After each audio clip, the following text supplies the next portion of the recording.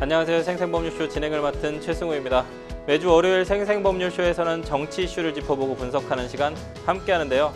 최요한 시사평론가님 나와 계십니다. 어서 오십시오. 예, 반갑습니다. 시사평론가 최요한입니다. 넥타이 색깔이 좀 잘 어울리시는 것 같은데. 네. 네. 더불어민주당 새 지도부가 선출됐습니다. 이재명 후보의 당대표 연임이 확정됐고요. 김대중 전 대통령 이후에 24년 만에 처음입니다. 처음부터 끝까지 작은 이변도 없었던 건데요. 어떻게 지켜보셨는지?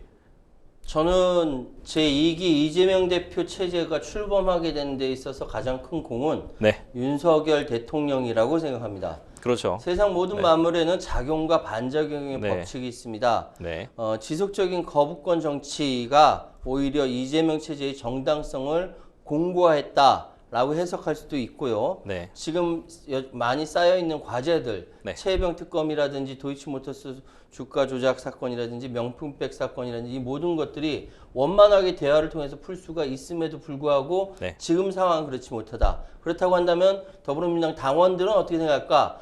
이재명 대표 중심으로 똘똘 뭉치자가 된 겁니다. 예, 네. 해석이 그렇게 되고요. 네. 어쨌든 여러 가지 과제가 있는데 나머지 이 과제들은 이따가 또 네. 말씀드리도록 하겠습니다. 평론가님께서 계속 말씀해 주셔서 저희가 지난 방송들에서도 계속 말씀해 주셨지만 결국 작용과 반작용으로 이루어진 예.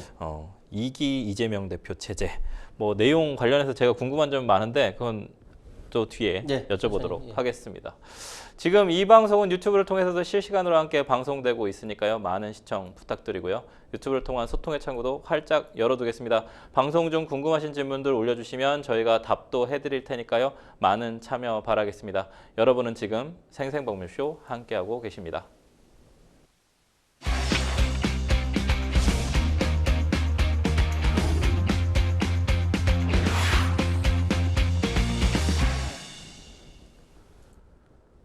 네, 첫 코너는 생생 코멘트입니다. 생생 코멘트는 각 분야에서 화제가 되고 있는 인물들과 이슈를 주제로 그 말을 하게 된 배경과 의미를 다양하게 풀어내는 코너인데요.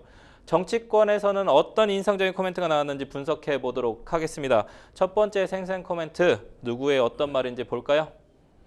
DJ는 진영을 초월하는 해안이 있으신 분이다.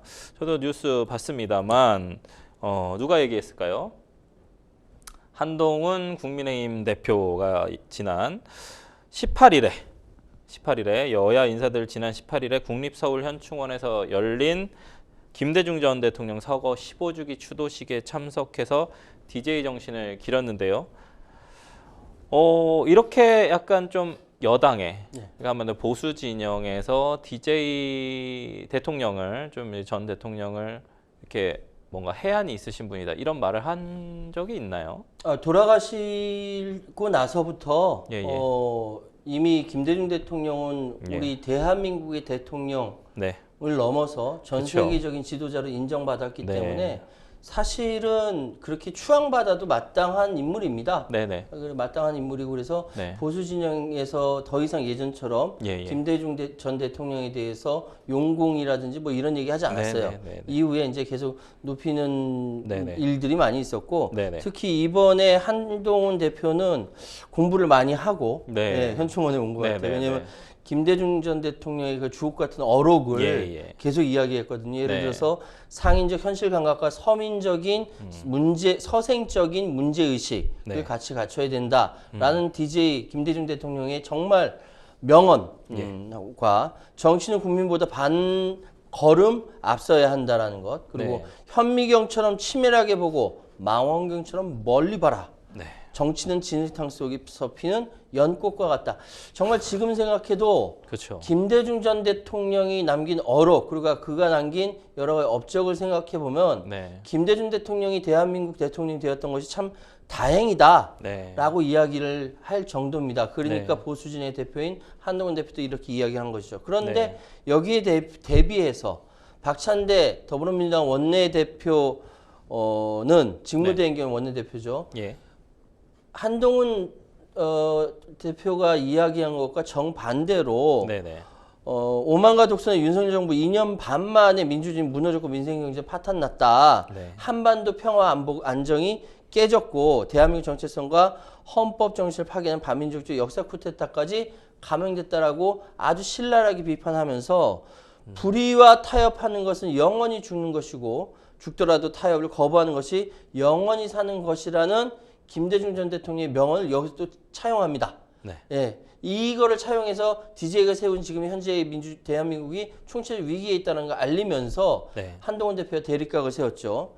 그러면서 또한 이재명 대표 역시 서생적 문제의식과 상인적 현실감각의 가르침이 바로 내가 자주 강조하는 먹사니즘이다 라고 하면서 또 이제 그 명언을 자기 걸로 가져옵니다. 네. 정치인들 원래 그래요. 우리 시청자 여러분 그거 보고 괜히 짜증내지 마시고 원래 저렇구나 이해하시고 대신 김대중 대통령의 가르침 한 번씩 한번 생각해 보면 굉장히 자랑스러우실 겁니다. 네. 김대중 전 대통령께서 상당히 많은 노력들을 했고 국가의 위기 상황을 좀 극복하는 데 많은 도움을 주셨기 때문에 사실 뭐 여야 정치인들이 지금의 정치인들이 사실은 좀 이렇게 비판하기는 쉽지 않은 분이실 것 같습니다. 네, 그렇습니다. 네, 그래서 저는 한동훈 이대 대표의 이 협치를 위한 발언들이지 않을까라는 부분에서 잘 치고 나왔다라는 생각이 좀 약간 좀 드는데 평론가님 어떠셨어요? 저는 뭐 저기 예. 각각의 정치인들이 이야기하는 데 있어서 예. 그것이 어떤 의미로 이야기했던 간에 예, 자기가 이야기하고자 하는 명확한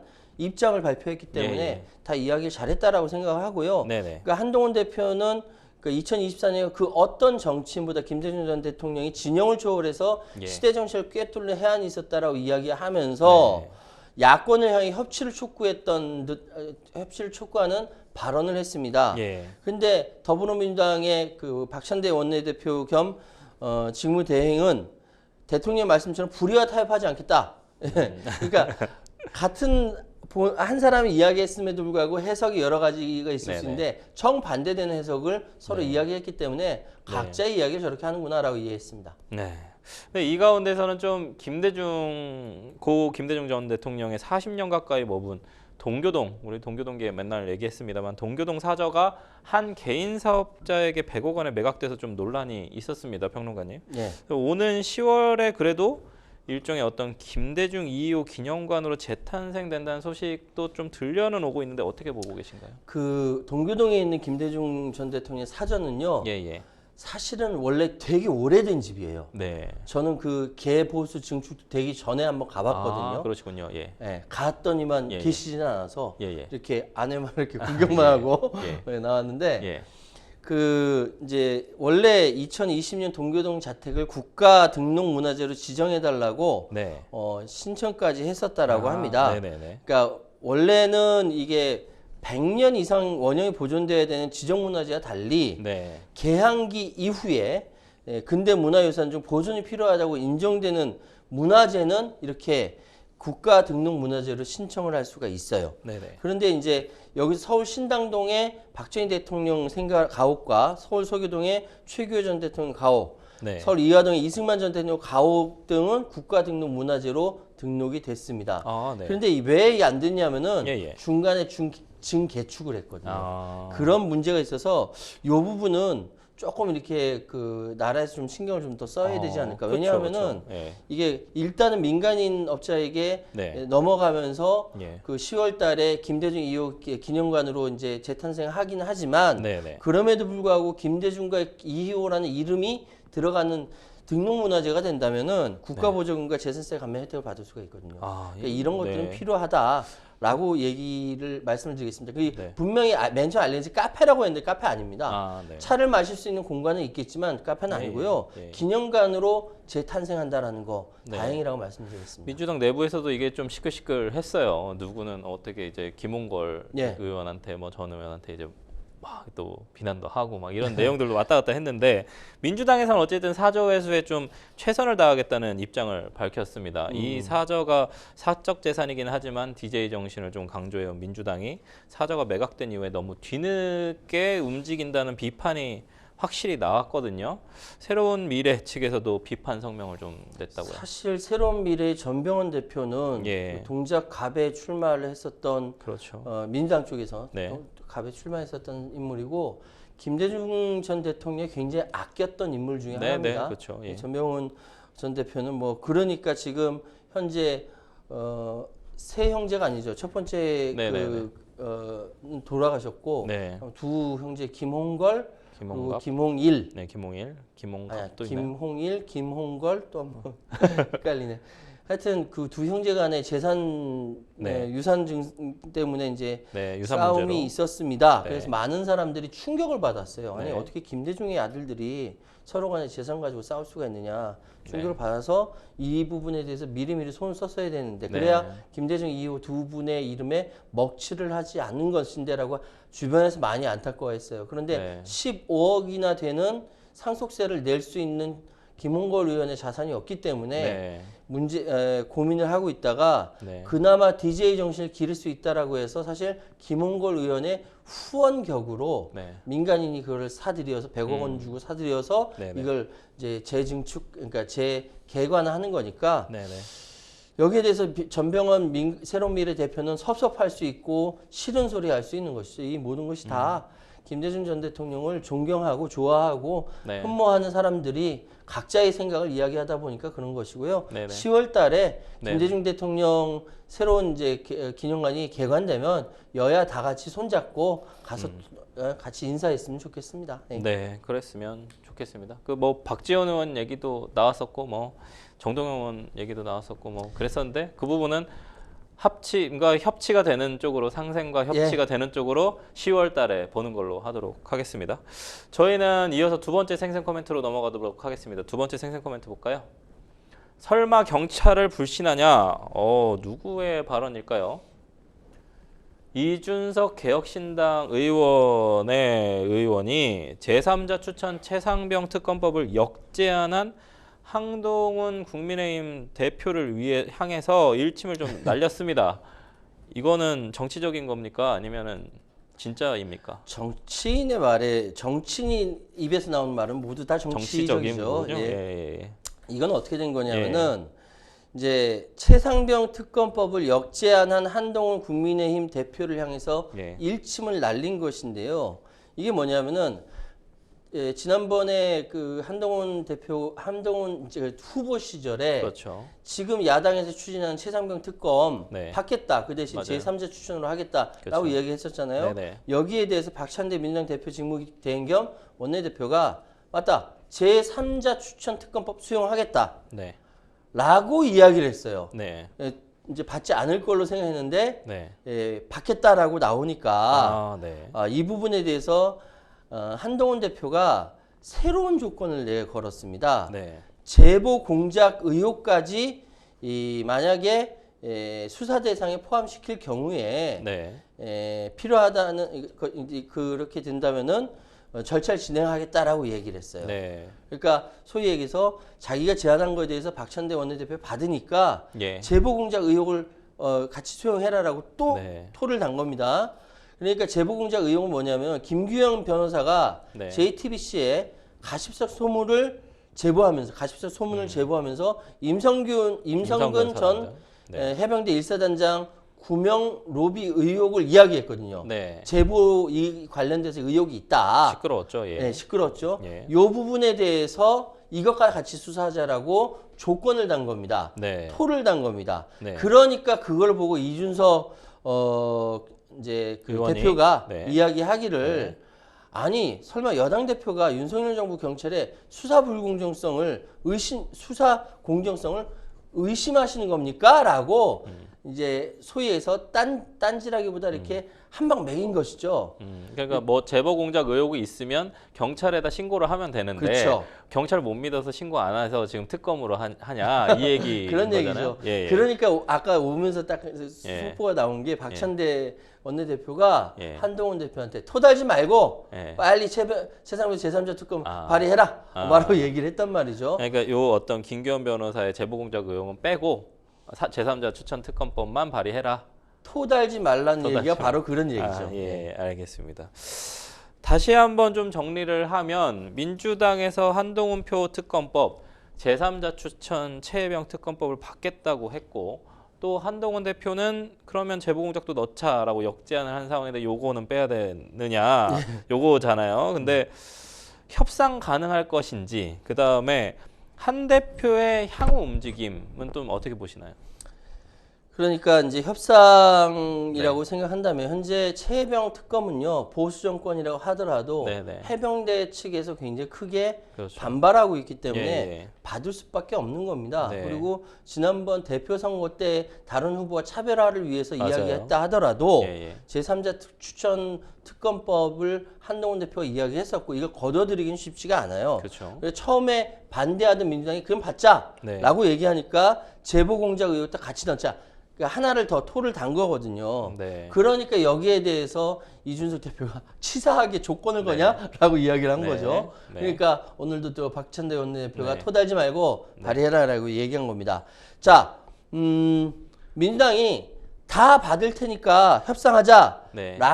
하고 나올 때 한동훈 대표가 앞으로 지금 이 상황을 어떻게 대응하느냐에 따라서 국민의힘 지지율은 물론이고 한 대표 지지율까지 포함해서 모두 다 영향을 받을 수 있을 것이다라고 저는 예상을 합니다. 네. 이게 지금 바로 결정적인 포인트라고 생각하고 네. 있고요. 지금 최상병 특검 이코르 탄핵의 단계로 네. 국민의힘 쪽 특히 국민의힘 강성 지지자들은 그렇게 인식하고 있다라는 것이죠. 네. 그래서 왜 그렇게 인식하냐면 이전에 박근혜 대통령에 대한 탄핵 트라우마가 아직 남아있다라는 겁니다. 네. 그렇기 때문에 이 당내 지지자들 내지 국민의힘 지지자들 탄핵 트라우마를 갖고 있는 당원들을 어떻게 설득하느냐가 또 한 번의 한동훈 대표의 과제이기도 합니다.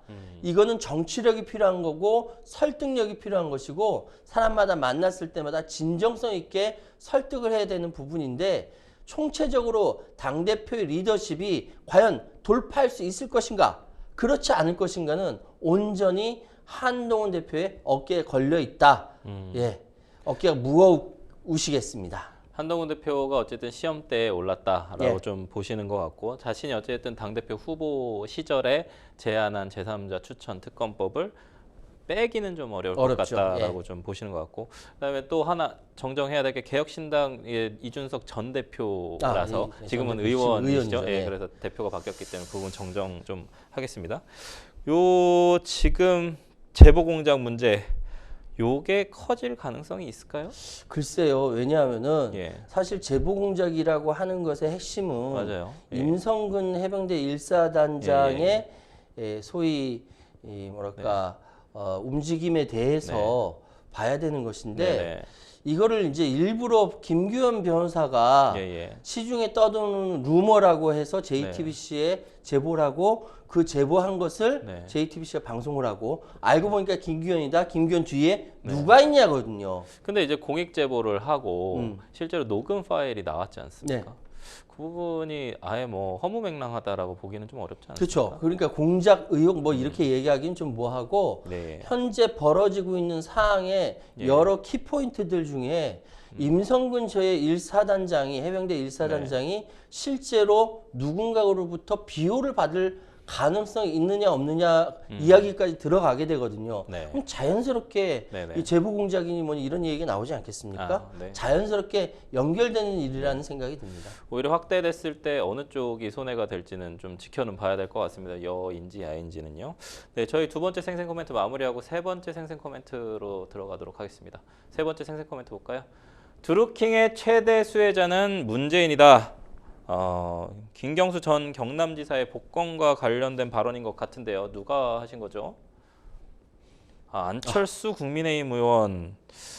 요즘 좀 많이 이렇게 뉴스에 안 나오시다 보니까 이슈가 필요하셨는지 잘 모르겠습니다만 김경수 전 경남지사의 복권과 관련해서 안철수 국민의힘 의원의 발언인데요. 복권이 됐습니다. 어쨌든 김경수 경남지사 네. 전 경남지사 사실은 유력한 대권 후보, 차기 대권 후보로 떠오르는 과거부터 떠올랐었던 그런 분이신데 노무현 전 대통령이 되게 사랑하고 아꼈던 문재인 대통령의 김경수와 복심이라고도 불렸던 김경수와 이광재, 그렇죠? 우광재와 자 맞지 않습니까?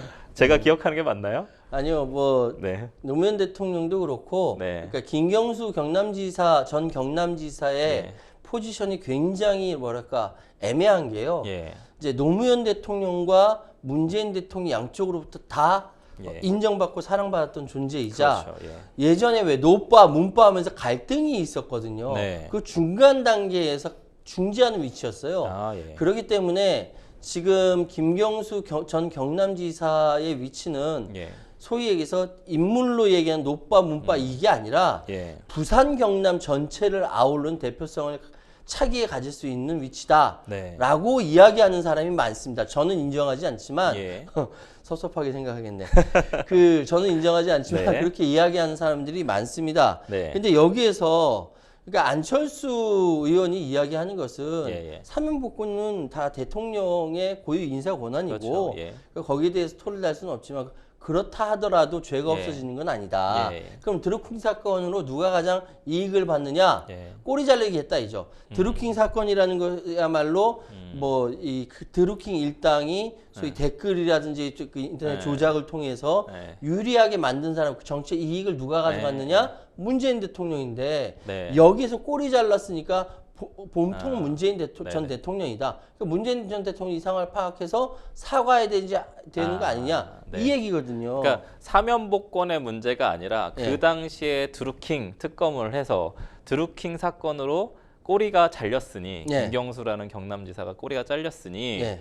실제로 이득 본 사람은 그 문재인- 머리인 예, 문재인 전 대통령이 예. 가장 큰 이득을 본 거니까 이제라도 예. 사과해야 되는 거 아니냐. 그렇죠. 아, 그런 내용. 근데 만약에 예. 문재인 전 대통령이 예. 지금 와서 예. 드루킹 사건에 대해서 네. 사과를 한다, 아니 사과까지 아니더라도 네. 뭐 어떤 발언을 하게 되면요. 예. 이것 또한 예. 정치적 문제로 어마어마하게 커져버립니다. 다른 이슈를 다 빨아들인 블랙홀이 네. 될 수가 있어요. 왜냐하면 문재인 전 대통령의 당선에 또 영향을 준 그렇죠. 사건으로 계속 예. 이슈가 됐었던 사건이니까 그럼 당선 자체가 취소되어야 하냐. 뭐 이 네. 시간이 지난 상황에서 문제가 어마어마하게 커진다는 것이죠. 알겠습니다. 네. 김경수 전 지사의 복권 문제는 사실 문재인 전 대통령의 어떤 이슈도 있겠지만 사실은 민주당 내부에서는 2년 후 지방선거, 3년 후 대선 출마 관련돼서 이재명을 견제할 수 있는 유일한 카드 아니냐. 경쟁 구도가 확실히 서게 될 것이다. 라는 이런 얘기들이 나오고 있는데 이것에 대한 해석 어떻게 보시나요? 여의도에는 예. 참새들이 많이 살아요. 예. 참새가 바깥을 그냥 지나갑니까? 네. 가서 뭔가 쪼아 먹고 네. 나와서 참새가 트름이라도 꼭 하겠죠.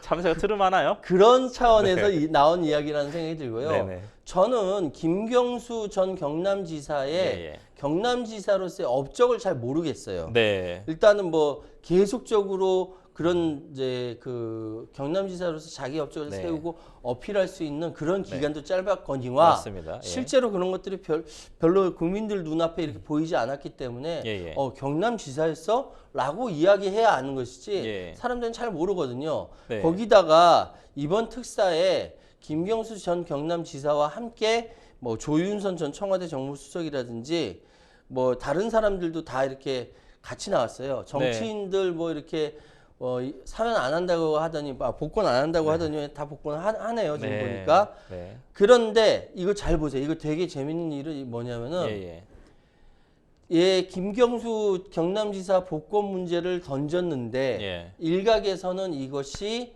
야권의 분열을 노렸다. 방금 말씀하셨던 것처럼 네, 맞습니다. 그 이재명 대표와 각을 세우는 또 다른 대권 주자로 아니냐. 세운다라는 차원에서 예. 야권 분열을 노려서 던졌다. 네. 근데 폭탄은 어디서 터졌습니까? 네, 어디가요? 여권에서 터졌거든요. 아, 네. 왜냐? 한동훈 대표가 반대했으니까요. 내부에서 갈등이 벌어졌어요. 아, 옛날에 맞습니다. 노무현 대통령이 네. 대연정 카드를 가지고 집어 던졌거든요. 맞습니다. 그게 떼굴떼굴 여권으로 당시 노무현 그 대통령이 맞아요. 또 여권 다시 열린우리당. 돌아와서 네, 열린우리당 네. 다시 여기서 터져버렸습니다. 네. 지금 그거하고 똑같아요. 아, 상대방 분열하라고 던졌는데 상대방이 아니라 우리 편으로 와서 폭탄이 터져버린 거. 폭탄 돌리기에 당했군요. 폭탄 돌리기를 잘못 던진 거죠. 이게 앞으로 이렇게 탁 던져야 쭉 가는데 네. 탁 던지다가 뒤로 빼뜨린 거예요. 부메랑처럼 돌아왔어요. 맞습니다. 아, 예. 그런 상황으로 좀 그래서 해석하신다. 정치인 살아있는 생물이기 때문에 앞으로 어떻게 될지 몰라요. 사실은 이제 김경수 전 경남지사가 아까 얘기해 주신 것처럼 존재감은 사실 노무현 전 대통령의 청와대 시절에 비서관으로서 사실은 제가 아까 말씀드렸듯이 오른팔, 예. 왼팔 약간 좀 이런 쪽으로 좀 훨씬 더 기억을 많이 하시는 분들이 계실 텐데 그럼에도 불구하고 한동훈 지금 대표만큼 민주당 내에서는 팬덤이 상당히 있는 분이시지 않습니까? 이게 사실은 이제 구속되고 이런 상황이면 사실 팬덤도 좀 줄어들 만한데 팬덤이 상당하단 말입니다. 이게 어느 정도냐면 15일에 공표된 차기 대통령감을 묻는 여론조사에서 김 전 지사가 포함이 됐어요. 그리고 5.4%를 차지하면서 6위를 기록을 했습니다. 만약에 김 전 지금 뭐 그래프 나오고 있습니다만 김 전 지사가 본격적으로 움직이게 되면 지지율도 더 늘어날 수 있을 것이라는 해석이 나오는데 좀 평가해 보신다면 어떨까요? 특히나 아까 저희가 계속 얘기했었던 이준석 개혁신당 의원 점점 존재감이 점점 미미해지고 있거든요. 이런 부분 어떻게 보시나요? 이준석 전 기혁신당 의원부터 먼저 말씀을 드릴게요. 예. 원어브 댐이기 때문에 안 뜨는 겁니다. 네. 지금 김경수 지사가 5.4%나 나온 것은 예. 원어브 댐이 아니기 때문에 나온 거예요. 네. 그러니까 그저 비슷비슷한 사람들 중에 한 사람이라면은 네. 별로 의미가 없을 텐데 네네. 비슷비슷한 사람이 없는 상태에서 유일한 사람이기 때문에 네. 뜨는 것이죠. 네. 자, 지금 김경수 전 지사의 지금 5.4%의 의미가 무엇인가에 대해서 예. 분분하거든요. 예. 에이, 뭐 5.4%밖에 안 돼. 라는 사람이 있는가 하면, 야, 그래도 지금 영국에 가 있고, 지금 거의 그쵸. 들어온 지, 복권받은 지 15일에 복권이 네. 됐는데, 맞아요. 벌써 5.4% 어마어마한 거다. 네. 의미 부여한 사람도 있단 말이죠. 네네. 그런데 일단 지금에서는 현재의 김경수라는 스타 플레이어의 가치는 현재 부산 경남에 갇혀 있습니다. 부산 경남으로부터 얼마나 이격이 되는가, 수도권을 얼마나 진출하는가, 그 이름이 활동이 이렇게 될 때야 좀 다르다는 생각이 들고요. 지금 노무현의 친구 문재인, 그리고 문재인의 복심 김경수, 이렇게 되면서 친문 또는 친노의 네. 구심점이 될 경우에 무슨 핵이 될 수 있다라고 얘기하지만 저는 그것이 쉽지 않다라고 봐요. 왜냐하면은 네. 현재 민주당, 나중에 또 말씀드릴 기회가 네네. 있겠지만 민주당원들의 투표 행태가 굉장히 전략적이기 때문에 그렇습니다. 그렇죠. 다시 말씀드릴게요. 현재 민주당원들의 투표 행태는 굉장히 전략적이었고 앞으로도 전략적일 겁니다.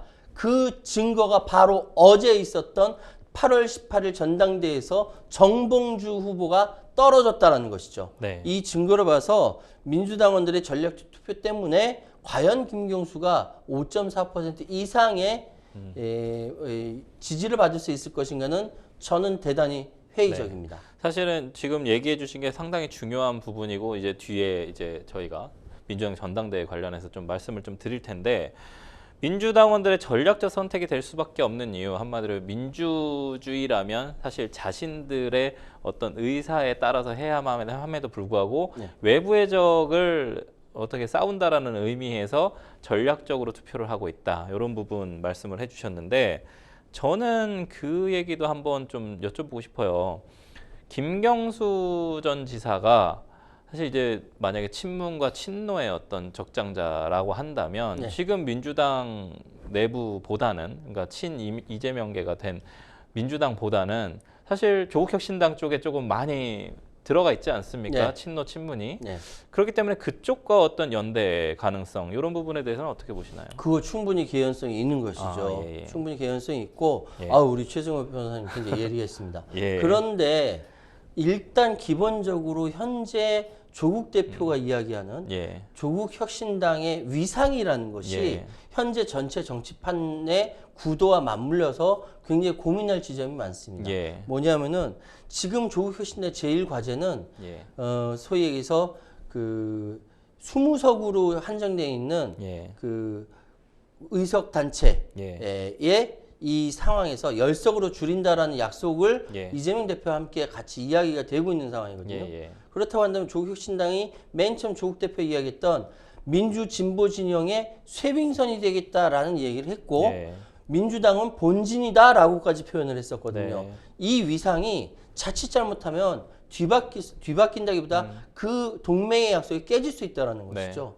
그러면 이거는 나머지 정치 일정이 다 어그러질 수 있는 부분인데 굉장히 조심스러울 수밖에 없는 것이고 그거 만약에 김경수 그 전 지사를 받아들인다라고 한다고 해서 네. 조국 대표도 여기 부분에 대해서는 굉장히 고민스러울 겁니다. 결국은 정치는 어쨌든 새 확보가 상당히 중요한 부분인데 조국혁신당도 결국에는 민주당과의 차별성을 통해서 본진이 되고 싶지 않겠습니까? 민주 진보 진영에 언제까지만 세빙성 역할을 할 수는 없을 텐데 그렇죠. 예. 그 부분에 대해서 약간 향후 대한민국 정치가 어떻게 민주 진보 진영이 흘러갈지도 시청자 여러분들께서 같이 좀 보시면 더 도움이 될 것 같고 사실 아까 뭐 윤석열 대통령께서 이렇게 던진 이 사면 복권 카드가 야권 분열 카드로 던진 건데 네.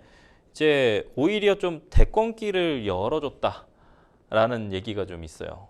김경수 전 지사, 뭐 이재명 사실은 대표의 대권길도 좀 열어주고 한동훈 오히려 대표를 조금 이렇게 낮춰지게 된 게 아닌가. 그렇진 않고요. 예. 저는 김경수 전 지사가 복권됨으로 말미암아 김경수 지사의 향후 정치적인 활로가 열렸는데 네. 그것이 오히려 민주당 또는 조국혁신당 네. 야권 전체의 파이를 키우는 데 도움이 되는 길이다라고 생각이 되고요. 네. 물론 그 윤석열 정부 권력 측에서 의도했던 야권 분열이라든지 이런 위험성은 있지만 언제 어디서나 다 그런 위험성은 있는 거예요. 그렇죠. 그런데 김경수가 가지고 있는 고유의 독자성으로 인한 파이가 더 커지는 부분을 간과할 수가 없습니다. 네. 그렇다면 이 파이가 커진다는 것은 이재명 또는 조국 또는 김경수 그 외에 기타 앤소온 등등등 더 파이가 커지는 효과를 가져올 수가 있는 것인데 이것을 파악하는 것이 정무감각입니다. 윤석열 정부는 정무감각이 없어요.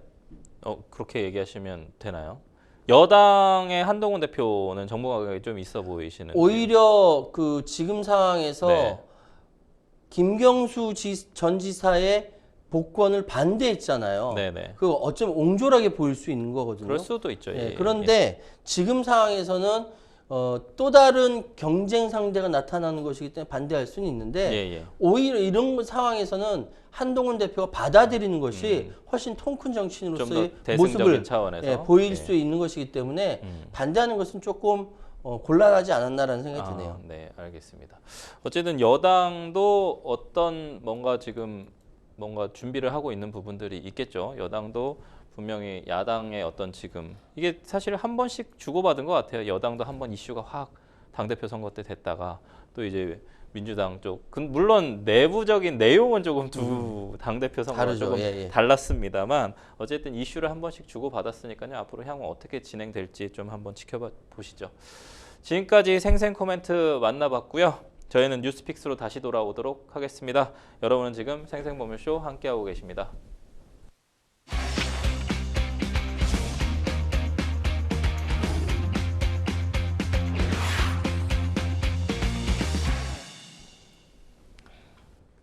네, 분야별 가장 핫한 소식을 집중 분석해보는 시간 뉴스픽스 시작합니다. 매주 월요일 정치 분야 주요 이슈들을 좀 짚어보는데요. 오늘 만나볼 첫 번째 주제는 더불어민주당 새 지도부 탄생입니다. 어제 또 결과가 나왔어요. 그렇죠? 이재명 후보가 민주당 차기 당대표 경선에서 압도적입니다. 85.4%로 1위를 차지를 했고요. 그 뒤를 김두관 후보도 상당히 좀 많이는 나왔습니다. 12.12%로 좀 뒤를 이었고요. 3위 김지수 후보가 2.48% 득표했습니다. 막판까지 안개 속이었던 가장 좀 재밌는 당대표 선거보다 훨씬 더 이슈가 됐었던 최고위원 선거 결과 1위는 뒤집으면서 초반에 부진함을 좀 뒤집고 김민석 후보가 18.23% 득표했고요. 수석 최고위원이 된 거죠. 그리고 막판까지 누적 5위였던 전현희 후보가 누적 15.88%를 득표하면서 2위라는 기록을 냈습니다. 그리고 이제 전북의 아들 한준호 후보가 14.14%. 되게 오묘해요. 지금 아까 12.12, 14.14. 3위. 그다음에 김병주 후보가 13.08%, 4위. 그리고 이현주 후보. 돌아온 이현주 후보가 12.3%로 5위를 기록했고요.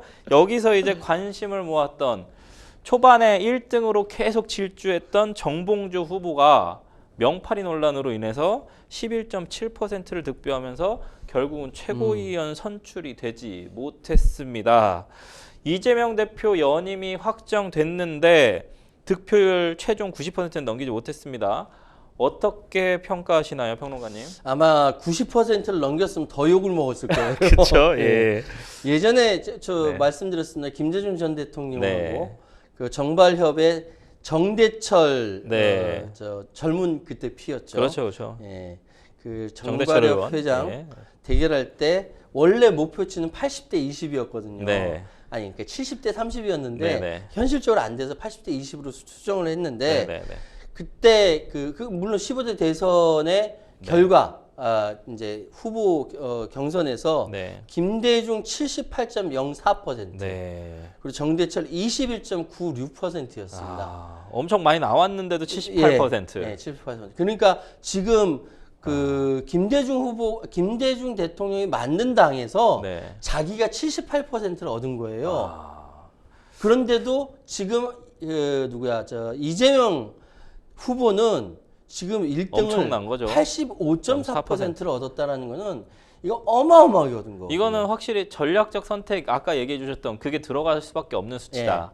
네. 그래서 제가 작용과 반작용 말씀드린 거고 네. 이거는 당원들이 전략적인 선택을 한 것이다. 윤석열 대통령이 만들어준 수치다. 그렇죠. 아, 윤석열 대통령이 만들었다라고 네. 말씀드리고 싶고요. 확실한 것은 현재 이재명 체제가 확실하게 들어섰고 네. 뭐 1급 체제라고 이야기해도 뭐 과언이 아닐 정도로 네. 확실한 이재명 색깔이 들어가 있는 수권 정당으로서 이재명 기본소득 또는 기본사회 네. 이런 것들을 주장할 만한 자기 근거를 만들었다 이렇게 네. 평가할 수 있습니다. 네. 사실 좀 뭐 당대표 선거는 예상이 좀 됐었는데요. 최고위원 선거 결과가 좀 이변이라고 할 만한 결과가 나왔습니다. 충격적인 결과라고까지 평가가 되고 있는데 네. 아닌가요? 전 평론가님? 충격 받았어요. 아, 충격 받으셨어요? 아, 왜냐하면 저도 사실 1등에서 6위권까지 나갈지는 몰랐거든요. 그러니까 그 떨어질 거는 알았어요. 그리고 제가 그 진짜요? 사이에 계속 기자들하고 통화하면서 네. 또는 저 취재하고 하면서 네. 일단 그 1등은 안 된다. 1등 김민석 의원이 그렇죠. 된다라고 예. 예상을 했고 예. 그리고 솔직히 2등을 예. 전 전현희 후보가 이렇게 치고 올라올 줄 몰랐어요. 물론 막판에 네. 소위 여기서 그 살인자 발언. 예, 살인자 발언이 오히려 그 두 번의 기회가 있었죠. 그 네. 법사위 들어오면서 한번 그 전현희 의원 다쳐서 네, 전국민 맞아요. 예. 생방송 됐던 거 그리고 이번 살인자 발언 이 두 가지가 민주당 당원들에게 꽂힌 것 같아요. 예, 그러니까요. 현장 당원들에 꽂힌 것 같고 그래서 2위까지 올라갔습니다. 사실 저는 2위를 누구로 봤냐면은 네. 그 김병주 의원으로 봤어요. 아, 네네네. 왜냐하면 안보 또는 국방 이쪽 네. 전문가가 민주당 쪽에 있다라는 것에 대해서 굉장히 많은 사람들이 좋아했거든요. 그런데 네. 이제 일단 어쨌든 지금 전현희 의원이 2등하고 그래서 3등 내지 4등을 정봉주 전 의원으로 봤었거든요. 네. 근데 이렇게 진짜 저도 결과 보고 깜짝 놀랐습니다. 근데 저는 약간 조금 이게 뭐랄 걱정이 된다고 해야 될까요? 이 걱정을 해도 되는 건지 모르겠습니다만 약간 좀 뭔가 이슈에 의해서 심지어 경선 과정 속에서 요동이 쳐가지고 등락 한마디로 당선권과 낙선권이 바뀐다라는 것이 우리나라 현실 정치에 과연 좋은 것인지 잘 모르겠습니다. 그런데 이제 민주주의라는 게 네네.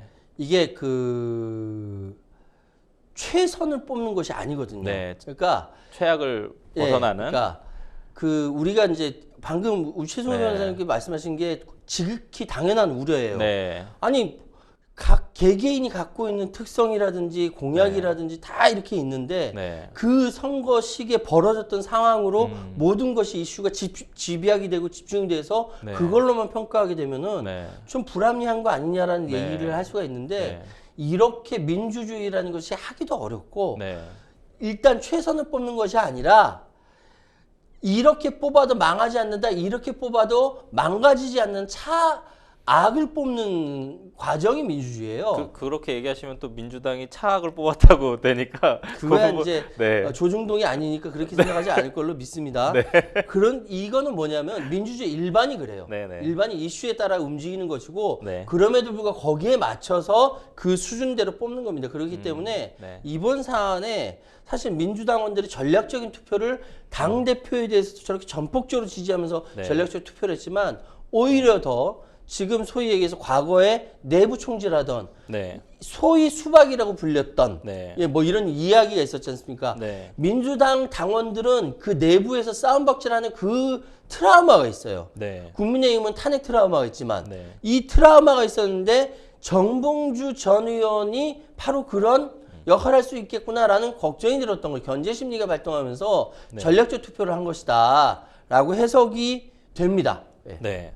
그래서 이제 당대표 당선되고 나서 이제 나오는 이슈는 이재명 대표가 윤석열 대통령 향해서 영수회담 하자라고 공식 제안했고요. 그 다음에 이제 한동훈 국민의힘 당대표한테도 대표회담 하자는 안을 좀 내놨고 한동훈 대표도 그것에 대해서 민생 어떤 그 우리 이제 민생 관련된 문제에 대해서는 툭 터놓고 얘기할 부분이 있다라고 네. 해서 대표회담 할 것 같거든요.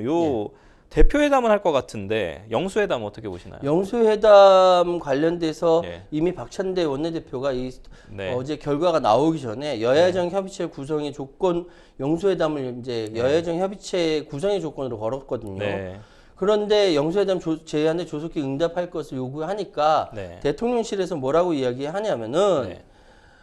국회 정상화가 먼저다라고 이야기하면 사실상 거절한 겁니다. 네. 국회 정상화가 되고 나면은 한다라는 것이 아니라 네. 국회 정상화를 조건으로 해서 안 한다는 거절을 한 거예요. 네네. 그렇기 때문에 대통령과의 영수회담은 어려울 것 같고 네. 대신 여야 대표회담은 지금 실무진이 서로 네. 의제 조율과 날짜 조율을 하고 있는 것으로 알고 있습니다. 네, 뭐 대표회담 하면은 지구당 부활 문제하고 최혜병 특검법 관련해서는 뭐 이견이 좀 없어 보이니 이건 통과가 될까요?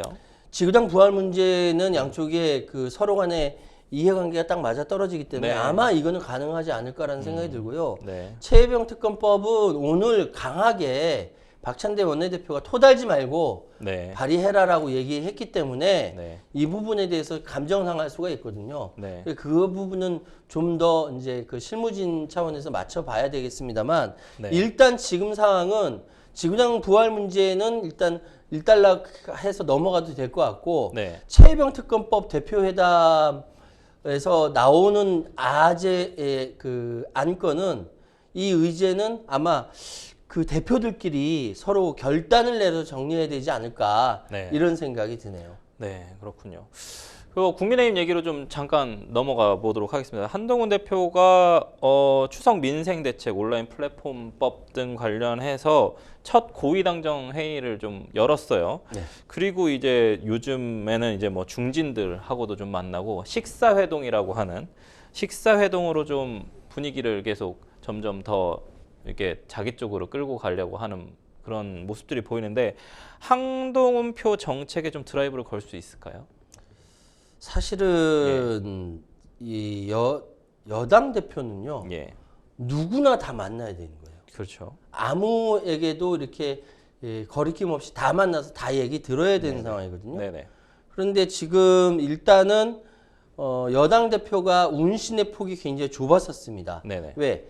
대통령실에서 정치를 다 한다라고 했었거든요. 4.10, 4.10 총선에서 패배하고 나서 네. 집권여당에 패배하고 나서 대통령실에서 맨 처음 나온 반응이 이제는 정치하는 대통령이 되겠다라는 거예요. 네. 직접 개입해서 하겠다라고 하는데 스타일 바꾸겠다고까지 얘기했는데 계속 거부권 정치가 나오고 있거든요. 네네. 그러니까 그건 아니고 그래서 결국은 지금 여전히 바뀌지 않는구나라고 국민들이 생각을 하고 있는 것이고 여기에 먼저 대응하고 나온 것이 한동훈 대표인 겁니다. 한동훈 대표는 여기서 뭐라고 얘기했냐면은 그 소위 말은 하지 않지만 윤석열 대통령은 통치하는 것이고 네. 자기는 정치한다는 차원에서 이야기를 하는 겁니다. 그래서 그 고위 당정 협의회에서 비공개이지만 코로나19 재유행 대응책, 전기차 배터리 안전관리, 맞아요. 그 추석 대책, 추석 네. 민생 대책, 온라인 플랫폼법 이런 것들에 대해서 먼저 이야기하는 것은 어쨌든 대표가 돼서 무엇인가 성과를 보여줘야 되기 때문에 그렇습니다. 네. 야당은 25만 원 계속 밀고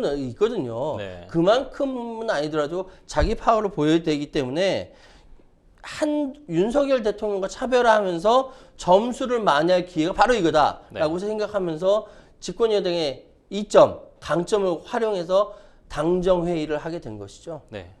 향후 한동훈 대표의 국민의힘, 그 다음에 이제 뭐 대통령실도 중요합니다만 이재명 대표의 민주당 2기 체제 어떻게 진행될지 향후 귀추가 좀 주목됩니다.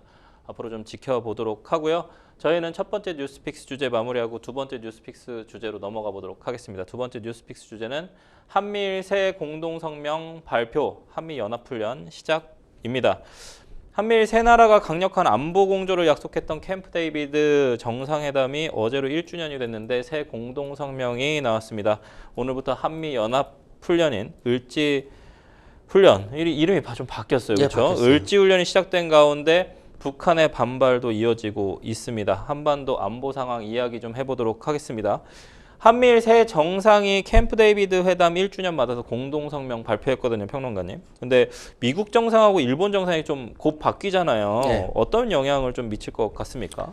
일단 대통령실에서는 미국과 예, 예. 일본의 정상의 교체와 상관없이 예. 1주년 미리 준비해왔다. 네. 결코 상대방이 바뀐다고 해서 우리 기조는 바뀌지 않을 것이라고 네네. 자신을 했습니다. 네네네. 그런데 사실 대통령실이 진심으로 그렇게 믿는다 하더라도 현실 국제관계는 그렇지 않습니다. 현실 권력이 바뀌면 모든 게 다 바뀌어요. 그렇죠. 예전에 아들 부시 정권, 예. 2000년 집권했던 미국의 아들 부시 정권은 ABC 정권으로 불렸었습니다. 네. Anything but 클린턴. 네. 클린턴만 아니면 무엇이든지. 네. 그것이 네. 그래서 ABC 정권으로 불렸거든요. 네네. 전임 클린턴 때의 정책을 몽땅 다 뒤집었다라는 거거든요. 네. 지금 전임 정부의 성과를 후임 정부가 부정하는 것은 우리나라만의 일이 아니에요. 네. 전 세계가 다 그러한데 정책의 연속성이 얼마나 살아남느냐가 문제인 것이지 사실은 정책적인 차원에서 최고 수뇌부가 결정한 것이 그대로 간다는 보장은 없습니다. 네. 이 가운데 미국의 싱크탱크죠. 헤리티지 재단이 좀 내놓은 분석인데요. 북한이 트럼프 전 대통령 재집권을 위해서 오는 10월쯤에 그러니까 대선 전에 ICBM이라든지 아니면 추가 핵실험에 나설 수 있다는 좀 전망을 했습니다. 제가 오늘 또 보니까 어쨌든 을지 프리덤 가디언 훈련, 그러니까는 을지 훈련을 어쨌든 했는데 네. 과거에 보면은 북한이 이 을지 훈련을 할 때마다 동쪽으로 이제 미사일을 발사를 한다든지 이런 일들이 좀 많았거든요. 네. 근데 아직까지 특별한 움직임 같은 건 좀 보이진 않아요. 근데 이제 을지 훈련에 좀 추가로 들어간 게 제가 좀 보는 부분이 핵 공격이 있을 때를 대비해서 훈련이 추가됐다고 하거든요. 평론가님 어떻게 보시나요? 그러니까 사실은 지금 미국의 싱크탱크라고 하는 헤리티지 네네. 재단에서 분석을 내놓는데 예. 굉장히 보수적인 재단이거든요. 네네. 여기서 늘 이렇게 이야기합니다. 예. 늘 몇 월 달에 핵실험이 있을지 모른다. 예. 이렇게 얘기해요. 예. 근데 가보면 아무 리 없어요. 예. 그냥 넘어가거든요. 예. 지금 트럼프 전 대통령의 재집권을 위해서 10월쯤 대선 전에 ICBM을 쏜다든지 예. 추가 핵실험에 나설 수 있다라고 분석을 한 거예요. 근데 근거를 얘기했는데 근거가 없어요. 네. 그렇게 그냥 추정한다라고 보도했고 예. 그 보도가 쭉 타고 들어와서 우리나라 언론에까지 나온 겁니다. 예. 그러니까 북한으로서 현재 민주당 정부보다는 트럼프의 공화당 정부가 상대하기 더 쉽고 커뮤니케이션하기 좋다라는 것을 전제로 두고 이야기하는 거예요. 지금은 왜 예전에 트럼프하고 김정은 국무위원장이 만났으니까. 그러니까요. 예, 만났으니까 유리하다라고 판단할 수도 있겠죠. 네. 근데 꼭 저는 그렇다고 보지는 않습니다. 그러니까 트럼프를 돕기 위해서 10월에 핵실험이나 ICBM 발사를 할 수도 있겠지만 그건 전 단편적인 시각이라고 봐요. 왜냐하면은 북한이라는 나라는 시간이 다 돼서 다 말씀 못 드리겠네. 네. 북한이라는 나라는 늘 자기중심적으로 사고합니다. 네. 그래서 그 미국이면 다 미국이고 다 상대방이지 특별히 좋아하고 뭐 그런 거 아니니까 이번 상황에 대해서 좀 냉철하게 생각하셔야 될 것 같습니다. 네. 그렇군요. 생생보험쇼 어느새 마칠 시간입니다. 오늘 함께해 주신 최우환 평론가님 감사합니다. 네, 감사합니다. 네, 생생보험쇼 오늘 이만 인사드리도록 하겠습니다. 시청해 주신 시청자 여러분 감사합니다.